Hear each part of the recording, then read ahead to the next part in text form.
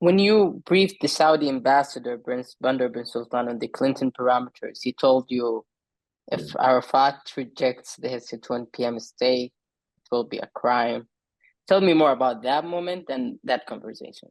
So we hadn't done the Clinton parameters yet. I had just seen Yasser Arafat in Morocco, and I stopped in London on the way back to the States. Arafat basically, I asked Arafat, just the two of us, I said, look, there's 5 weeks left in the Clinton administration. You're not going to fool me. I'm not going to fool you. Is there a deal here? And he said, yes. And I said, why? He said, because I'm serious and they're serious. And I said, like, that doesn't tell me anything.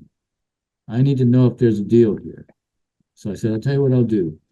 I will tell you what I think the Israelis can do, how far they can go on borders, how far they can go on security, how far they can go on refugees, and how far they can go on Jerusalem. And you tell me if you can accept it. And I went through what I thought the Israelis ultimately could do. I mean, it obviously wasn't something I cleared with the Israelis, but it was my impression based on everything of how far they could go on each of these issues. And when I went through each of the issues, he said, yes, I can accept that. So when I briefed President Clinton, I was in Morocco at the time, briefed him on a secure line. He asked me, why aren't you more excited? I said, because I don't believe it. I think it's easy one-on-one with me for Arafat to say yes. But when he has to do this publicly, and there'll be blowback, because he's going to make concessions. Just like the Israelis are making concessions, he's going to have to make concessions. Let's see if he's really prepared to stand by it. But I said, we do need to test it. So I said, we need to bring the Israeli negotiators and the Palestinian negotiators to Washington. And so that's what we did to test what I felt Arafat was saying. The first day of those discussions at Bolling Air Force Base, I on my own sort of shrunk the differences on each of these 4 issues. I said, okay, you negotiate the gaps that remain on each of these issues. I laid out basic parameters, not the Clinton parameters, but I shrunk the differences between the 2 sides. After 3 days, Saeb Erekat and Shlomo Ben-Ami, the heads of the 2 delegations, came to me and said, look, we can't bridge our differences. You need to make a bridging proposal. That's what the Clinton parameters were. Okay? Now, between the time of bringing the 2 teams to Washington and after I'd seen Arafat, I stopped in London and I saw Bandar. And I explained the conversation that I'd had with Arafat. And I explained what I said to him about each of these, what I thought the Israelis could do on each of these issues and what Arafat had said.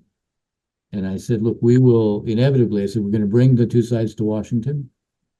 I will shrink the differences. I won't put down what I think the Israelis can do, but I'll shrink the differences. If they don't come up with an agreement, they'll ask for a bridging proposal. And I basically gave them a sense. What I described to Arafat, I said, is probably not too far from the bridging proposal, but in some areas we'll go beyond it. And that's when he said to me, if Arafat doesn't accept this, it won't be a mistake, it'll be a crime. That was the background to it. You've met Arafat, several times.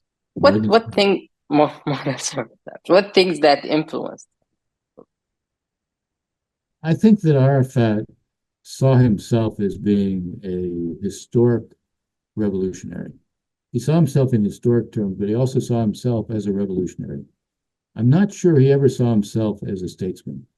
I'm not sure he ever really saw himself as the leader of a Palestinian state, though for him, he led a movement. He wore his keffiyeh in the shape of Palestine. He started as a kind of underground leader. He never gave that up in a lot of ways. He craved the attention internationally, but there was a part of him that was psychologically always a kind of underground leader, someone who lived with a sense of conspiracy because there were threats all around him. He was someone who he could make limited agreements, but he could never foreclose options. I think one of the reasons he rejected the Clinton parameters was because he wasn't prepared to foreclose options. He always counted on there'll be something else that becomes available.